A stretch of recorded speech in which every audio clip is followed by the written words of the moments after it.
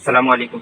आप जो डाउट पूछ रहे हैं ना वो प्रेजेंट इंडेफिनिट टेंस से है। असल में मैं जो चीज़ें पढ़ा रहा हूँ चैनल पर, जो चीज़ें मैं यूट्यूब पर वीडियोस बना करके डालता हूँ, उसमें कोशिश करता हूँ कि टेंस का नाम अभी ना लूँ, क्योंकि लोग कहीं ना कहीं टेंस को पढ़े हुए हैं और उसको अच्छे से पढ़े नहीं है। जब अच्छे से वो चीज़ पढ़ाई नहीं गई तो वो चीज़ उनको समझ में नहीं आई, और समझ में नहीं आने से उस चीज़ का डर उनके दिल में समा जाता है कि टेंस बहुत मुश्किल है, टेंस हमें समझ में नहीं आएगा, टेंस तो हमें आता ही नहीं है, तो टेंस वो पढ़ने के लिए तैयार ही नहीं होते हैं। ठीक है, एक दहशत हो जाती है, अरे टेंस तो हमें समझ में नहीं आता है, हमसे होगा ही नहीं, हम नहीं पढ़ पाएंगे टेंस।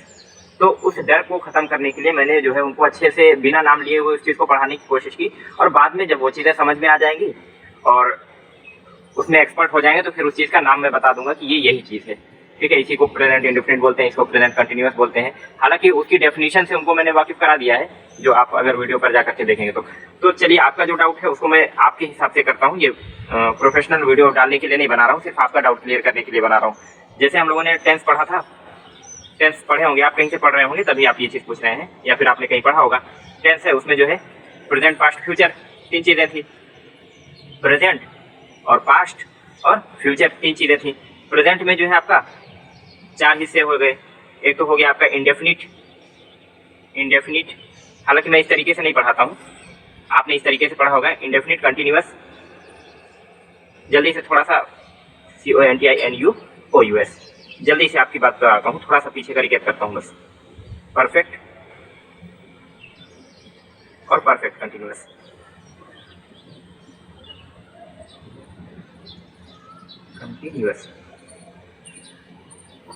देखिए ये indefinite continuous, perfect, perfect continuous, ये चारों में होता है, तीनों में होता है। Present indefinite, present continuous, present perfect, present perfect continuous. आपने जिस तरीके से पढ़ा होगा मैं उसी तरीके से कोशिश कर रहा हूँ कि आपको उसी अंदाज में समझाऊं। Past indefinite, past continuous, past perfect और पास्ट परफेक्ट कंटिन्यूअस। और फ्यूचर में भी यही पढ़ा होगा, future indefinite, future continuous, future perfect और फ्यूचर परफेक्ट कंटिन्यूअस।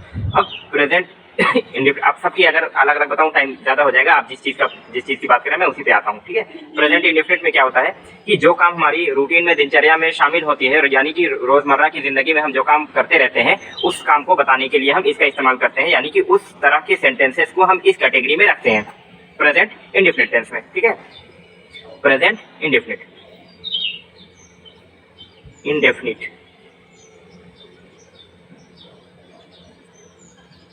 अब इसमें क्या है, जैसे मान लीजिए आपने और सेंटेंस जो है, टाइप ऑफ सेंटेंसेस तीन, मेनली तीन होते तो पांच है, छह है, लेकिन जो अभी आपको जिसकी जरूरत है वो तीन मैं बता दे रहा हूं। सेंटेंसेस आपने कहीं से पढ़ रखा होगा, इसकी उम्मीद करता हूं कि आपको बेसिक कुछ चीजें पता होंगी, उसी हिसाब से मैं पढ़ाता हूँ। जो चीजें आपने पूछी उससे मुझे जो अंदाजा लगा है कि आपको कितना आ रहा है, समझ में आ रहा है, कितना पहले से आप पढ़े हुए हैं, उस हिसाब से बता रहा हूँ आपको। असर्टिव सेंटेंसेस और इंट्रोगेटिव, आपने जो पूछा है वो दो ही चीज के बीच में ट्रेवल कर रहा है, इधर से उधर, बस असर्टिव और इंट्रोगेटिव दो ही चीजों में है। इंट्रोगेटिव, असर्टिव क्या होता है, यानी कि जवाब देना। असर्टिव सेंटेंस क्या होता है, जिसमें आप किसी चीज का जवाब देते हैं, या तो हाँ में जवाब देंगे या तो ना में जवाब देंगे। जब हाँ में जवाब देंगे तो उसको क्या बोलेंगे, अफर्मेटिव सेंटेंस। इसके असर्टिव सेंटेंस के दो टाइप हो गए, या तो आप हाँ में जवाब देंगे या तो मना करेंगे। ठीक है, तो अफर्मेटिव सेंटेंस जब आप उसका हाँ में जवाब देंगे, यानी उस काम के लिए रजामंदी दिखाएंगे अपनी। और नेगेटिव सेंटेंस जब होता है तब होता है जब आप उस चीज काम के लिए मना करते हैं, जब आप उस चीज के लिए मना करते हैं। और इंट्रोगेटिव जब आप सवाल पूछते हैं, जब आप सवाल पूछते हैं तो इसको बोलते हैं इंट्रोगेटिव सेंटेंस। अब जो है असर्टिव सेंटेंस, जब हम ये बात मान लीजिए हमने कहा कि मैं बाजार जाता हूं, बाजार जाता हूं, यानी कि उस काम को करता हूं और मना नहीं कर रहा हूं, उस काम को करता हूं मैं, इसलिए अफर्मेटिव सेंटेंस हुआ हमारा। अफर्मेटिव सेंटेंस में हमारा हमेशा का वो शेड्यूल जो रहा है, सब्जेक्ट रहा है, प्लस सब्जेक्ट के साथ में हम क्या लगाते हैं, हेल्पिंग वर्ब लगाते हैं अगर जरूरी होता है तो, और उसके बाद फिर मेन वर्ब लगाते हैं, और उसके बाद फिर जो है आपका ऑब्जेक्ट लग जाता है। हर सेंटेंस का जनरल फॉर्मेट यही होता है। और उसके बाद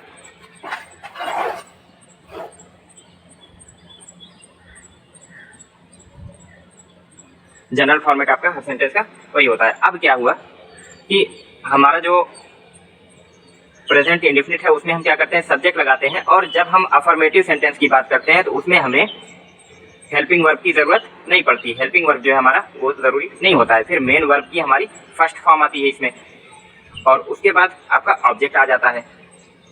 और सब्जेक्ट में क्या हो सकता है, नाउन हो सकता है या फिर प्रोनाउन। नाउन या यानी कि किसी का नाम, सब्जेक्ट यानी काम करने वाला, डूअर, डू मीन्स करना, ईआर लगा देंगे, डूअर मीन्स काम करने वाला, नाउन हो जाएगा, या फिर ही हो जाएगा, या फिर शी हो जाएगा। प्रोनाउन, नाउन या प्रोनाउन दो ही चीज आ सकती है। नाउन में शी का नाम हो सकता है, प्रोनाउन में ही या शी, या फिर आई, वी, यू, दे।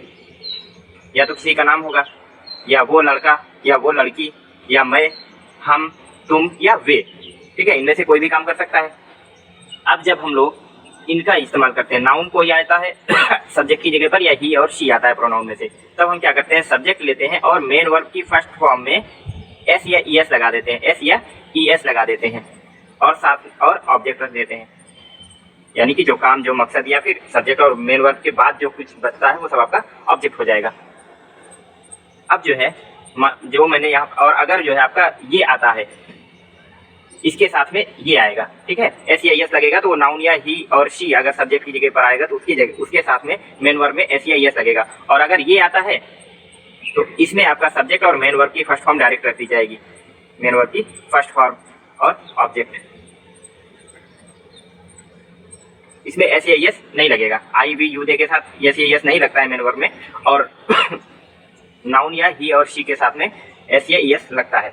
अब अगर हमें मना करना होता है तो हम क्या करते हैं, मना करने के लिए हमेशा, यानी कि नेगेटिव सेंटेंस बनाने के लिए हम क्या करते हैं, सब्जेक्ट और नॉट लगाते हैं। नॉट कहाँ लगाएंगे, जस्ट हेल्पिंग वर्ब के बाद, हेल्पिंग वर्ब के बाद ही हमेशा नॉट लगती है। इसलिए अब नेगेटिव बनाना है तो हमें नॉट लगाना पड़ेगा, नॉट लगाना है तो हमें हेल्पिंग वर्ब ढूंढना पड़ेगा। इसलिए हेल्पिंग वर्ब नेगेटिव और इंटरोगेटिव सेंटेंसेस में जरूरी हो जाती है, मेन वर्ब की फर्स्ट फॉर्म और object.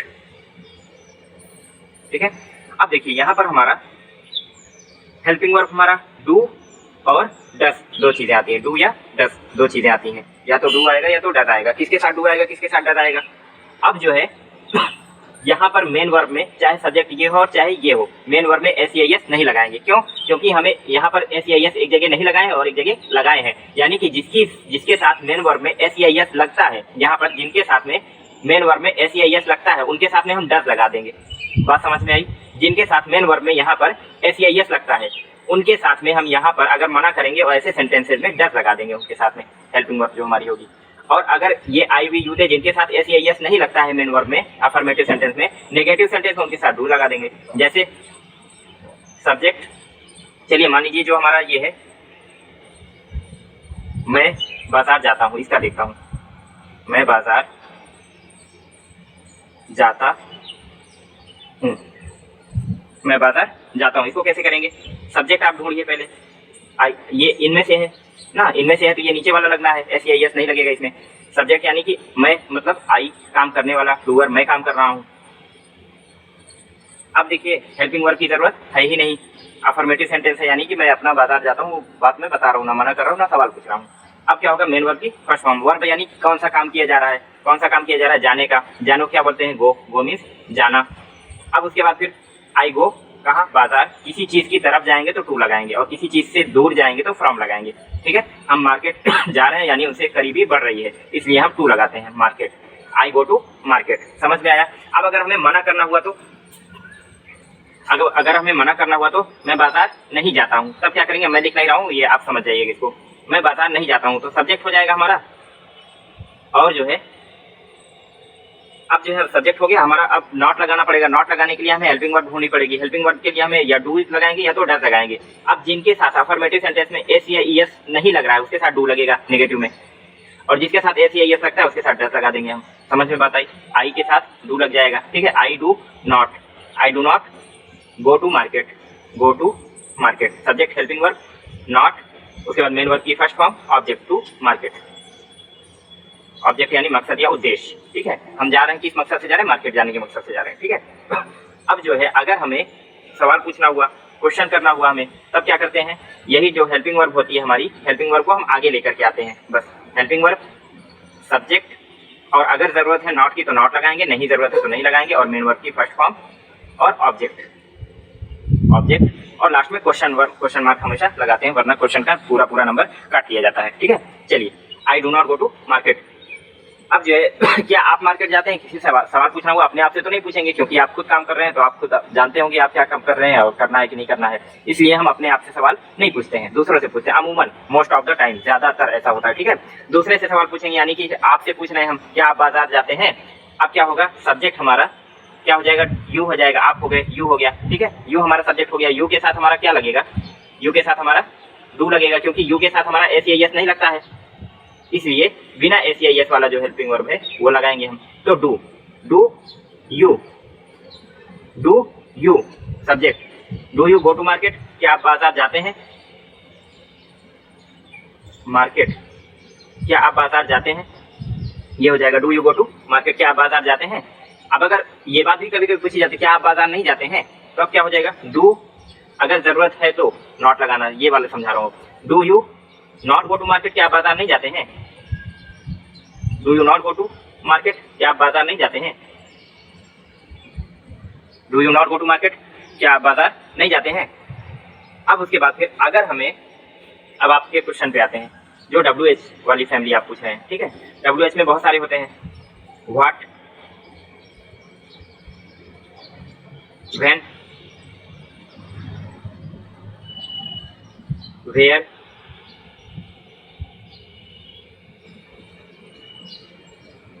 How, who, which, what, when, where, how, which, और बहुत सारे होते हैं। आपका काम इतने में हो जाएगा जो आप पूछ रहे हैं।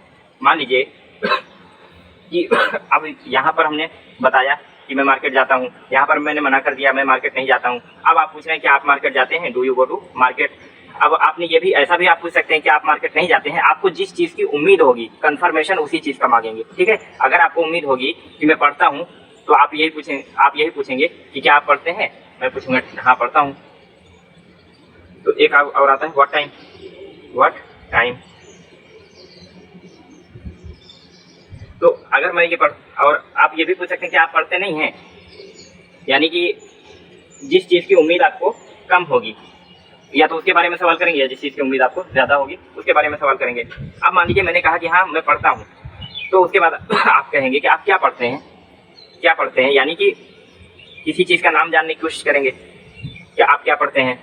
और टाइम जानने के लिए नेम इससे पता चलेगा, ठीक है, किसी चीज़ का नाम, सब्जेक्ट नहीं, डूअर नहीं, इससे किसी चीज़ का नाम, थिंग्स का नाम पता चलेगा, थिंग्स।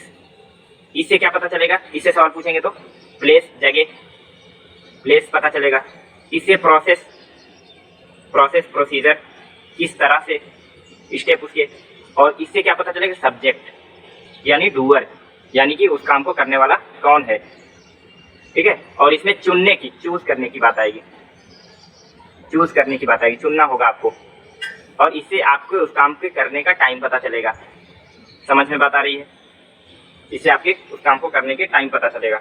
अब मान लीजिए हम यहाँ पर अगर आते हैं, तो अब आप ये पूछेंगे कि आप क्या पढ़ते हैं। मैंने जैसे आपने पूछा कि क्या आप पढ़ते हैं, do you study, do you study. आप ये पूछेंगे क्या आप पढ़ते हैं, डू यू स्टडी। तो मैं आपको क्या जवाब दूंगा, आई स्टडी, आई स्टडी, मैं पढ़ता हूँ, आई स्टडी, मैं पढ़ता हूँ। फिर आप क्या पूछोगे, आप क्या पढ़ते हो। तो ऐसे क्वेश्चन के जब WH आ जाएगा, तो इंट्रोगेटिव जो सेंटेंसेस हमने लगाए हैं, जिसमें आप कंफर्मेशन पूछ रहे हैं, हाँ या ना का जवाब पूछ रहे हैं, उसी के आगे आप WH वाला जो वर्ड है वो लगा देते हैं। क्वेश्चन वर्ड यानी WH प्लस हेल्पिंग वर्ड। ये वाला जो फॉर्मेट था पीछे वाला आपका, ये वाला जो फॉर्मेट है, इस वाले फॉर्मेट को पूरा का पूरा इधर उतार देंगे।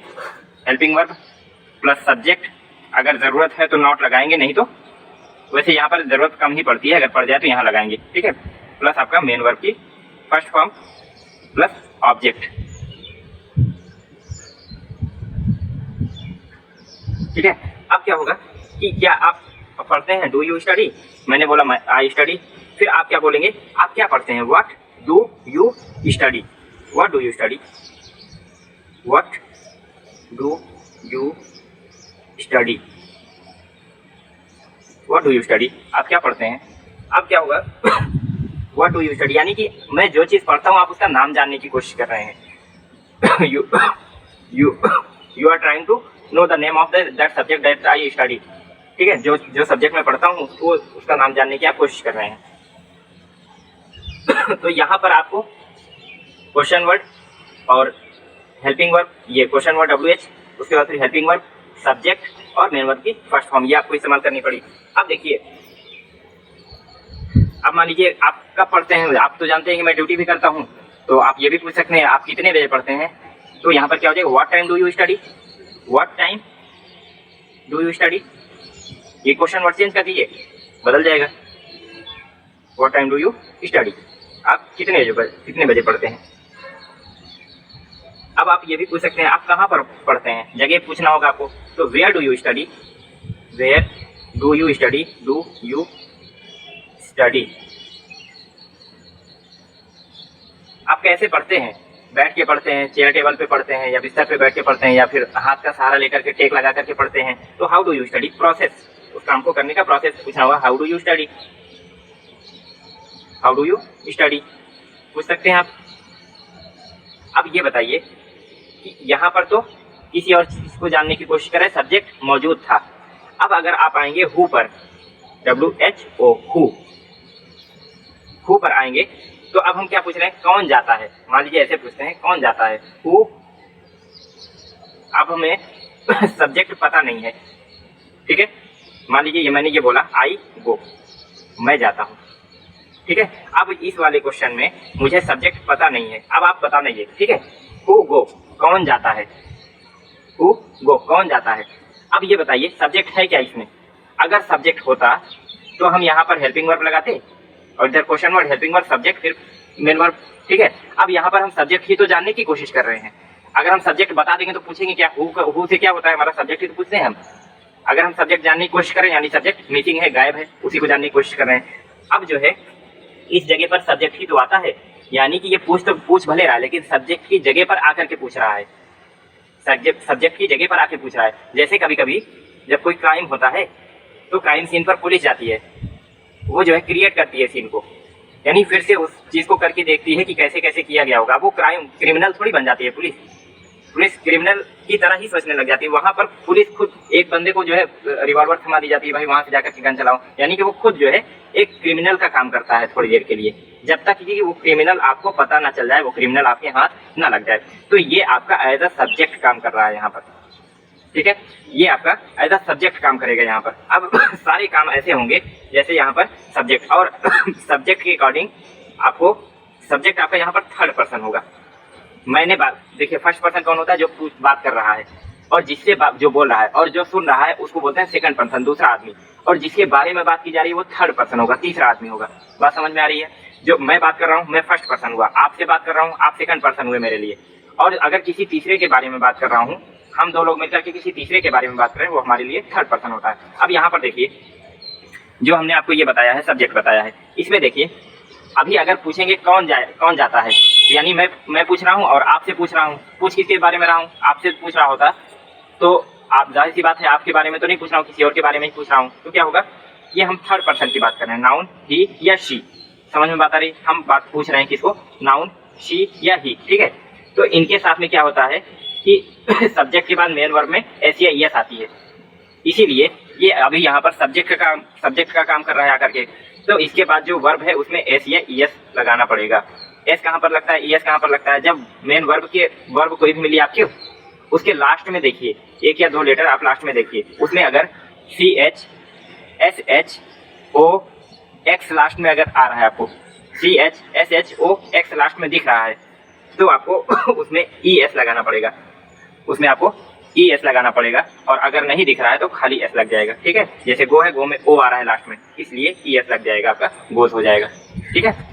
हु गोज, कौन जाता है। अब जब हमें पता चल जाएगा कि कौन जाता है, फिर अभी तक तो हम अनजान हैं, क्योंकि हम अगर ये जानते होते कि आप ही जा रहे हैं, आपका जवाब मैं खुद होगा, तो मैं आपसे क्यों पूछता ना। मुझे अगर पता होता, मुझे जब तक नहीं पता है मैं यही उम्मीद करूंगा कि मैं बात कर रहा हूँ, आपसे बात कर रहा हूँ, किसी थर्ड पर्सन कोई जाता होगा उसके बारे में मैं पूछ रहा हूँ, तो जब मैं पूछूंगा तो हमेशा थर्ड पर्सन मान करके ही करूंगा। अब अगर जवाब मिल गया कि मैं जाता हूँ, या फिर जो है आप ही जाते हो मार्केट, तो मैं तो नहीं जाता, आप ही जाते हो मार्केट, तो वहां पर यू हो जाएगा, तुम के लिए आपका यू आ जाएगा। फिर उसके हिसाब से हम यहाँ पर आगे दूसरी वो ग्रामर चलाएंगे, एस या यस लगाने वाली बात जहाँ पर होगी वो देखा जाएगा। लेकिन जब हम सवाल पूछ रहे हैं तो हम यही समझेंगे थर्ड पर्सन के बारे में बात कर रहे हैं, ठीक है।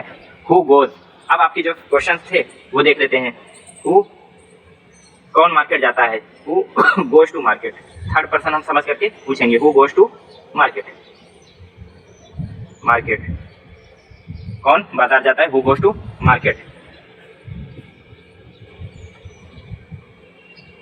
और कुछ एक क्वेश्चन देखने के लिए थोड़ा सा मुझे ये पहला क्वेश्चन आपका ये था हु गो टू मार्केट या हु गोज टू मार्केट। हम उम्मीद करते हैं कि हम थर्ड पर्सन के बारे में ही पूछ रहे हैं, ठीक है, इसलिए हमारा गोज लग जाएगा, हु के साथ हमेशा गोज लगेगा। क्यों? क्योंकि ये सब्जेक्ट की जगह पर आता है। अगर ये खुद सब्जेक्ट एज अ सब्जेक्ट आता है, ठीक है, पूछ भले रहा है लेकिन एज अ सब्जेक्ट आता है, क्योंकि और सब जितने भी क्वेश्चन वर्ड हैं सबके साथ में सब्जेक्ट अलग से आता है। इसके साथ में हम सब्जेक्ट रख नहीं सकते हैं क्योंकि सब्जेक्ट ही पूछ रहे हैं हम। अगर सब्जेक्ट रख देंगे तो पूछेंगे किसके बारे में, ठीक है। सब्जेक्ट ही जानने की कोशिश करते हैं तभी हम हु रखते हैं, और उस सब्जेक्ट की जगह ही ये आपका हु ले लेता है, ठीक है। इसलिए इसको जो है इसके साथ पूरी ग्रामर चलती है जो हम अफर्मेटिव में सब्जेक्ट रख करके जो चलाते हैं, ठीक है। चलिए अब दूसरा आपने क्या पूछा, who go to with market, यानी कि आपके साथ कौन बाजार जाता है या आप किसके साथ बाजार जाते हैं, ठीक है। इसके लिए दो तरीके से बना सकते हैं। आप किसके कौन आपके साथ कौन बाजार जाता है, who goes to market, who goes कौन जाता है, हु गोज टू मार्केट बाजार कौन जाता है, who goes to market with you, आपके साथ, विथ यू, आपके साथ बाजार कौन जाता है, who goes to market with you, आपके साथ बाजार कौन जाता है, who goes to market with you, ये हो गया। अब दूसरा ये होता है कि आप किसके साथ बाजार जाते हैं, आप किसके साथ बाजार जाते हैं, with whom, with whom, with whom,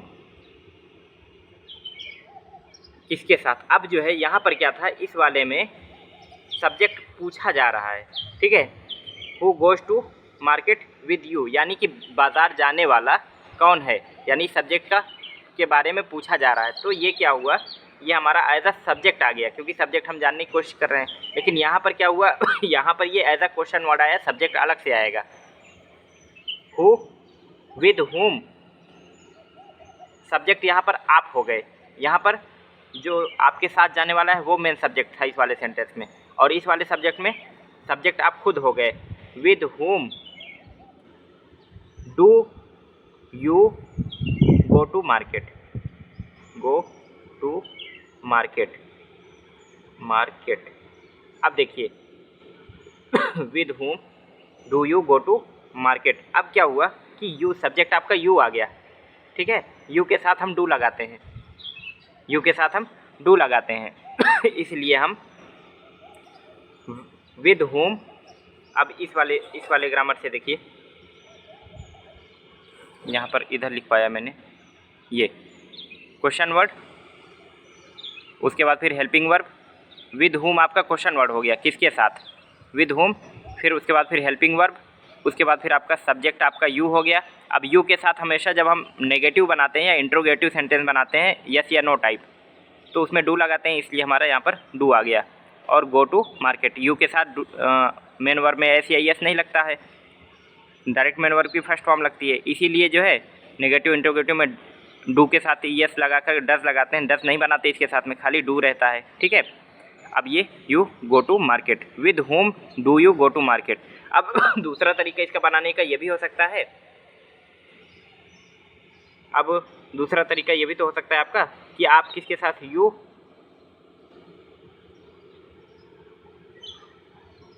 you go to market with you. बोलने के जैसे हिंदी में कई अंदाज होते हैं, उसी तरीके से इंग्लिश में भी बोलने के कई अंदाज होते हैं, ठीक है। और बोलना, अगर खाली लिखना नहीं है, खाली आपको बोलना है, तो बोलने के लिए आपका सिर्फ इतना ज़रूरत होती है कि सामने वाला आपके मकसद को समझ जाए, आप क्या बोलना चाह रहे हैं, क्या कहना चाह रहे हैं, सामने वाला उस चीज़ को समझ जाए। ग्रामर कितनी भी गड़बड़ हो, कुछ भी गलत हो, कोई मायने नहीं रखता, ठीक है। लेकिन जब लिखना होता है तो वहाँ पर आप बताने के लिए नहीं होते हो कि आप क्या कहना चाह रहे हैं, इसलिए आपको प्योर फॉर्म में वहाँ पर लिखना होता है। You go to market, go to market, ज़रूरी नहीं है कि जो है यू गो टू मार्केट तुम बाज़ार जाते हो, और इसको ऐसे भी बोल सकते हैं तुम बाजार जाते हो, सेंटेंस फिर भी यही बनेगा लेकिन क्वेश्चन मार्क लग जाएगा। क्वेश्चन मार्क का यही फ़ायदा है कि उससे बोलने का अंदाज़ पता चल जाता है, सवाल पूछा जा रहा है या जवाब दिया जा रहा है। यू गो टू मार्केट अगर ऐसे सीधा फुल स्टॉप लगा कर बोलेंगे तो इसका मतलब आप बाज़ार जाते हैं, और अगर क्वेश्चन मार्क लगा दिया तो आप बाज़ार जाते हैं, ठीक है। You go to market with whom, किसके साथ, आप बाज़ार जाते हैं किसके साथ, विद होम। लेकिन सबसे स्टैंडर्ड फॉर्मेट सबसे सही ये माना जाता है, ठीक है, with whom do you go to market. या फिर ऐसे इसको ऐसे भी कर सकते हैं, do you go to market with whom, क्या आप बाज़ार जाते हैं, फिर आपका आगे ये विद होम आपका पीछे भी लग सकता है, ये भी सही है और ये भी सही है, वही चीज़ है, ठीक है। बोलने में ये चीज़ इस्तेमाल कर सकते हैं, लिखने में नहीं कर सकते, लिखने के लिए आपका गलत हो सकता है, ठीक है। लिखने के लिए ये सबसे बेस्ट तरीका है। दूसरा चीज़ आपने क्या पूछा ये हुज दैट पेन, वो पेन किसकी है ना, हुज दैट पेन, वो पेन किसकी है। मान लीजिए कि आपने पूछा दैट इज़ माई पेन, हालांकि ग्रामर इसकी इस वाले से बिल्कुल अलग है, ठीक है। ये पेन किसकी है, तो ये प्रेजेंट इंडेफिनिट का टेंस नहीं है, ये टेंस से बाहर है, नॉन वर्ब में है ये, ठीक है। जब हो सकता है क्लास में पढ़ाऊँ, थोड़ा बहुत टाइम लग जाएगा, आप शायद उससे पहले सब कुछ पढ़ लेंगे स्पीड आपकी ज़्यादा है। तो दैट इज़ माई पेन इस तरीके से बोला जाता है, दैट इज़ माई पेन, वो मेरी पेन है, दैट इज़ माई पेन वो मेरी पेन है। अब क्या होगा, अब ये भी तो कह सकते हैं उसका उस पेन का मालिक कौन है, तो वो मेरी पेन है, I own that pen, that pen, own का मतलब खुद का, स्वयं का, अपना, मेरा, ठीक है। आई ओन दैट पेन यानी उस पेन का मालिक मैं हूँ। अब ऐसे भी तो बोल सकते हैं कौन, वो पेन किसकी है, हु ओन्स, ठीक है, SAES लगेगा लास्ट में। अगर ये CHSHOX हो तो ES लगता है, अब ये नहीं है तो खाली S लग जाएगा, who owns that pen, that pen.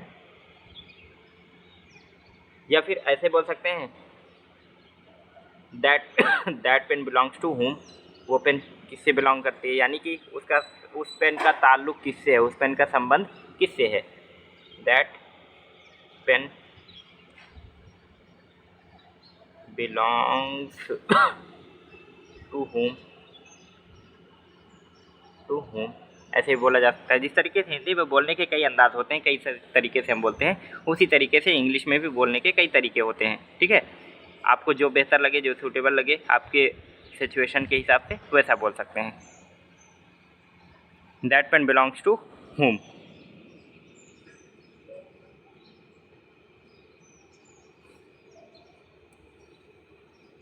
अब दूसरा आपने जो बोला when Akhlaq read book, when Akhlaq read book, अब आप टाइम पूछ रहे हैं तो ये वाला फॉर्मेट लगना है वहाँ पर, ठीक है।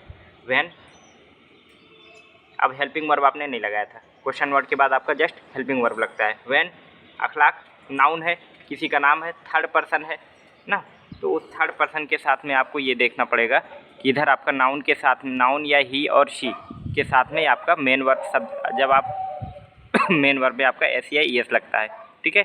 अब अगर आपका हेल्पिंग वर्ब लगेगी है तो हेल्पिंग वर्ब डज लगेगी, ठीक है।